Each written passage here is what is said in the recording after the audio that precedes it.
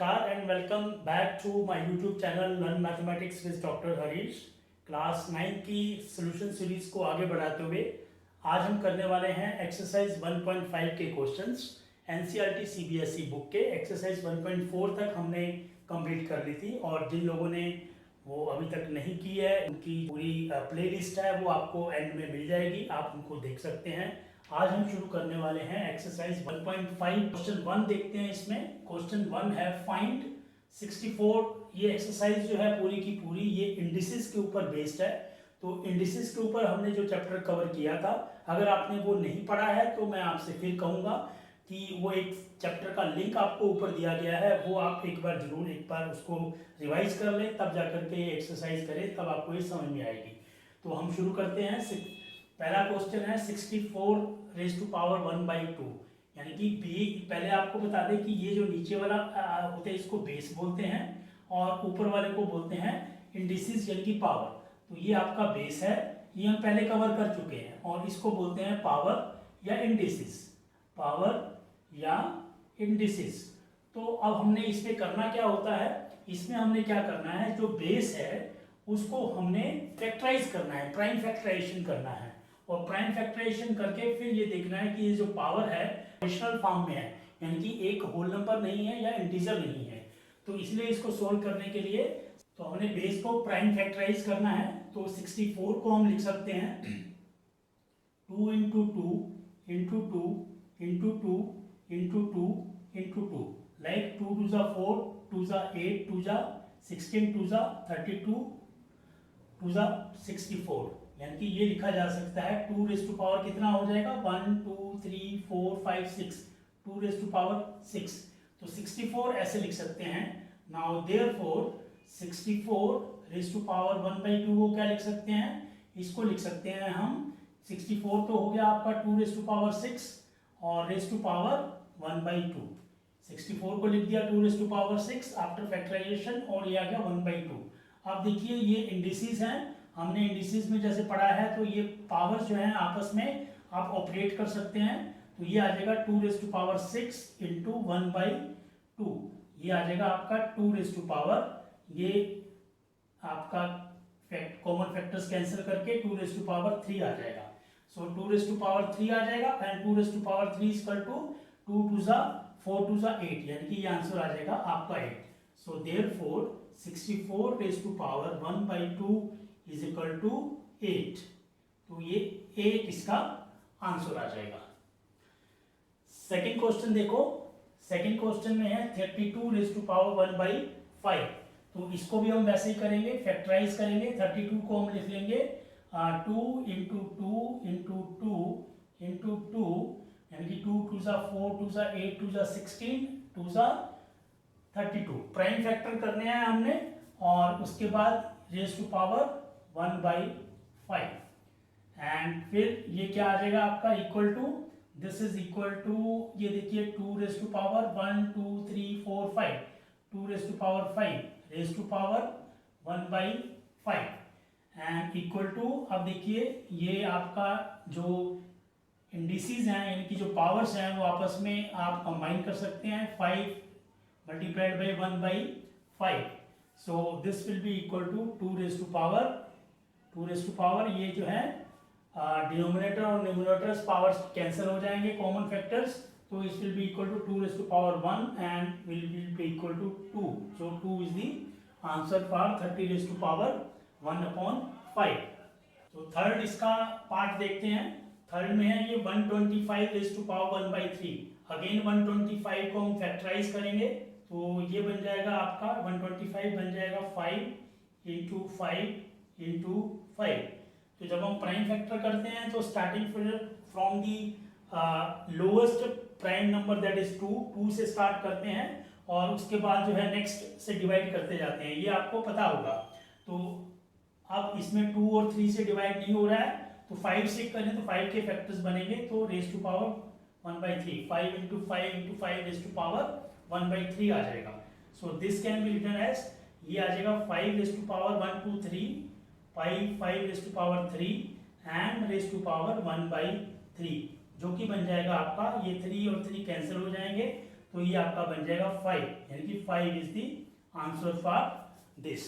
ठीक है, तो आपको एक बार फिर एक्सप्लेन करता हूं। ऐसे क्वेश्चन में क्या करना है, बेस को आपने फैक्टराइज करना है, प्राइम फैक्टराइज करना है, और उसके बाद जो है उसकी पावर जो भी आएगी उस जो आपकी इंडिसेस है दी हुई है उससे जो कॉमन फैक्टर्स कैंसिल करके जो फाइनल रिजल्ट आपका वो इस तरीके से बन जाएगा। एक्सरसाइज 1.5 का सेकंड क्वेश्चन देखते हैं। फाइंड, पहला इसका पार्ट है 9 रेज टू पावर 3/2। तो सेम वे में हम क्या करेंगे, बेस जो है आपका उसको फैक्टराइज करेंगे। तो बेस आपका 9 है, तो इसको फैक्टराइज करके लिख सकते हैं 3 into 3 raise to power 3/2। So this will be equal to now 3 into 3 is equal to 3 raised to power 2 raised to power 3/2 and it is equal to, अब ये देखिए यहाँ पर ये दोनों आपके इंडिसेस जो है कंबाइन हो जाएंगे। So this can be written as 3 raised to power 2 multiplied by 3/2। So इस ये कॉमन जो फैक्टर्स हैं वो कैंसिल हो जाएंगे इंडिसेस में, और ये बन जाएगा 3 raised to power 3 and 3 raised to power 3 is equal to 3 3s are 9, 3s are 27, तो आंसर इज 27। सेकंड पार्ट देखें इसका। सेकंड पार्ट आपका है 32 रेज टू पावर 2/5। अगेन 32 को हम फैक्टराइज करेंगे तो ये बन जाएगा 2 into 2 into 2 into 2 into 2, यानी कि 2 2s are 4, 2s are 8, 2s are 16, 2s are 32 raise to power 2/5 equal to, अब ये देखिए ये आ जाएगा 2 रेज टू पावर 5, क्योंकि 5 जो है सेम टर्म्स हैं, मल्टीप्लाई हो रही हैं, तो 2 रेज टू पावर 5 आ जाएगा raise to power 2/5। So this is equal to 2 raise to power 5 multiplied by 2/5। तो अगेन ये हमारे जो है 5 5 जो है कॉमन फैक्टर्स कैंसिल हो गए, तो ये रह गया आपका 2 raise to power 2 and 2 raise to power 2 is equal to 4। So 4 is the answer. 4 answer आ गया और इधर 27 आंसर आया। तो सेकंड क्वेश्चन का थर्ड पार्ट है 16 रेज टू पावर 3/4। इसको हम ऐसे लिख सकते हैं, 16 को फैक्टराइज करेंगे तो 2 into 2 into 2 into 2, 2 2s are 4, 2s are 8, 2s are 16 raise to power 3/4। ये बन जाएगा आपका 2 raise to power 4 and raised to power 3/4 which is equal to 2 raised to power 4 into 3/4 which is equal to 4, numerator denominator में आपस में cancel हो जाएंगे, 2 raised to power 3 and 2 raised to power 3 is 2 2s are 4, 2s are 8, so 8 is the answer for this। Clear. आगे देखिए fourth question, fourth part इसका second question का 125 raise to power -1/3, यानी कि पावर उसकी नेगेटिव में है, -1/3 है। स्टिल प्रोसीजर सेम है, आप पहले जो है बेस को आप फैक्टराइज कर लें, तो 125 can be written as 5 into 5 into 5 raise to power -1/3। So this is equal to ये 5 into 5 25 into 5 125, so 5 raised to power 3 raised to power -1/3।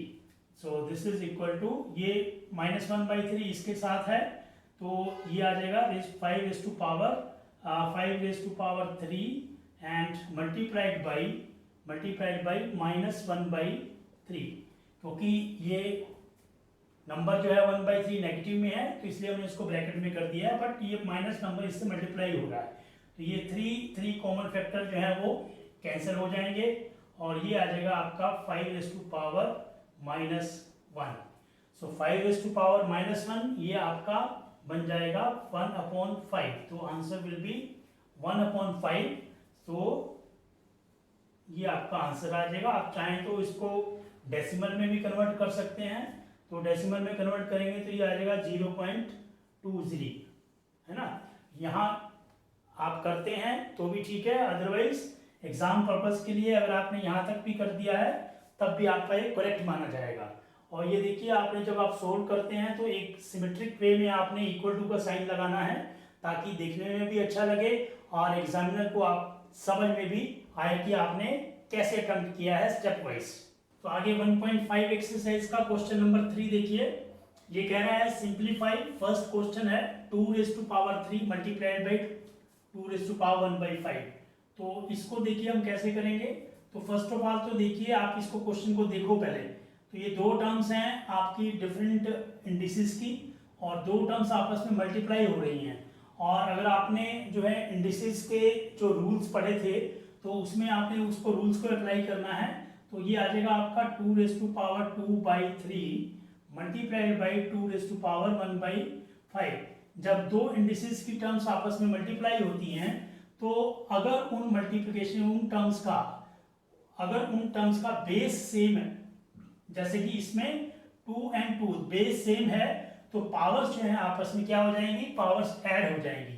यानी कि ये हमने रूल पढ़ा था, क्या रूल पढ़ा था, that is x⁻m multiplied by x⁻n, so this is equal to x⁻m plus n। ये आपने रूल पढ़ा था, तो ये वाला रूल हमने अप्लाई करना है। तो ये आ जाएगा इक्वल टू, अब बेस सेम है तो ये आ जाएगा 2⁻, जो आपकी पावर्स हैं वो ऐड हो जाएंगी 2/3 प्लस 1/5 ऐसे आ जाएगा। और ये आप देखिए, अब इसको आप सोल्व कर सकते हैं। 2⁻, यहाँ पे 5 3 15 आपका एलसीएम आ जाएगा और ये आ जाएगा 5 2 10 plus 3 and this will be equal to 2⁻10 plus 3 13/15। तो इसको फर्दर सिंप्लीफिकेशन पॉसिबल नहीं है, so this is the final answer. ठीक है, so this is the final answer. इसमें देखिए आपका क्या है, सेकंड क्वेश्चन में, सेकंड में है 1/3⁻7। इसको हम इस तरीके से लिख सकते हैं कि 1⁻7 डिवाइडेड बाई 3⁻3 मल्टीप्लाइड बाई 7, क्योंकि ये जो पावर है आपका ये न्यूमरेटर और डिनोमिनेटर दोनों के लिए एप्लीकेबल होगी। तो इसलिए अब डिनोमिनेटर इसका बन जाएगा 1⁻7 मीन्स 1 डिवाइडेड बाई 3 into 7 21, 3⁻21, यानी कि तो ये 1/3⁻21 है। इसको हम ऐसे भी लिख सकते हैं 3⁻, ये जो डिनोमिनेटर की पावर है, क्योंकि ये पॉजिटिव में हो तो न्यूमरेटर में जाकर के ये नेगेटिव बन जाएगी, यानी कि ये बन जाएगा 3⁻⁻21। सो 3⁻⁻21, this is your final answer. ठीक है, फर्दर सिंप्लीफिकेशन इसमें पॉसिबल नहीं है, so this is the final answer. Question 3 का थर्ड पार्ट देखते हैं। यह 11⁻1/2 डिवाइडेड बाई 11⁻1/4। इन दोनों को देखें तो आपका न्यूमरेटर और डिनोमिनेटर में बेस आपका सेम है, पावर्स अलग हैं। तो सेम हम जो रूल लगाएंगे कौन सा, that is m⁻a divided by m⁻b, यानी कि बेस सेम है और पावर्स अलग हैं। तो ये क्या बन जाएगा, m⁻a minus b, m⁻a divided by m⁻b, ये बन जाएगा m⁻a माइनस b। तो उस प्रकार से ये बन जाएगा आपका 11⁻1/2 माइनस 1/4, जो कि हम फर्दर इसको ऐसे लिख सकते हैं 11⁻, इसमें से आपका 4 एलसीएम आ जाएगा और ये आपका आ जाएगा 2 2 4 minus 1। So this is equal to 11⁻, ये बन जाएगा आपका 11⁻2 minus 1 1/4। So this is your final answer. Fourth part इसका देखें। फोर्थ पार्ट में आपका क्या है, 7⁻1/2 मल्टीप्लाइड बाई 8⁻1/2। इसमें कौन सा रूल अप्लाई होगा, इसमें रूल अप्लाई होगा, इसमें आपका बेस अलग है, पावर सेम है, यानी कि m⁻, अगर आपका a है इंटू n⁻, भी आपका a है, यानी कि पावर्स सेम है, तो आपका क्या बन जाएगा, तो आपका बेस है वो आपस में मल्टीप्लाई हो जाएंगे और पावर आपकी सेम रह जाएगी a। तो इसका बन जाएगा 7 × 8 मल्टीप्लाई हो जाएंगे और पावर आपकी सेम रह जाएगी 1/2, यानी कि ये आ जाएगा आपका 56⁻1/2। तो 56⁻1/2 ये आपका फाइनल आंसर है। तो यहाँ पर हमने जो चैप्टर 1 क्लास 9 का एनसीईआरटी की सीबीएसई बुक का था वो उसका कंप्लीट कर लिया है और उसकी सारी की सारी एक्सरसाइज भी, जो 5 एक्सरसाइजेज थी अनसोल्ड, वो भी कंप्लीट कर ली हैं। तो इसके बाद जो हम नेक्स्ट चैप्टर 2 शुरू करेंगे। और चैप्टर 1 से रिलेटेड आपको कोई भी किसी भी बुक का कोई भी क्वेश्चन मिलता है तो आप कमेंट बॉक्स में लिखें कि ये क्वेश्चन हमें इस बुक का है, वो समझ में नहीं आ रहा है या इसका हम सोल्व नहीं कर पा रहे हैं, तो उसके लिए मैं सेपरेट आपको सोल्व करके बताऊंगा। And till then keep sharing and keep liking my channel और सब्सक्राइब माय चैनल जिन्होंने अभी तक सब्सक्राइब नहीं किया है। थैंक यू, धन्यवाद।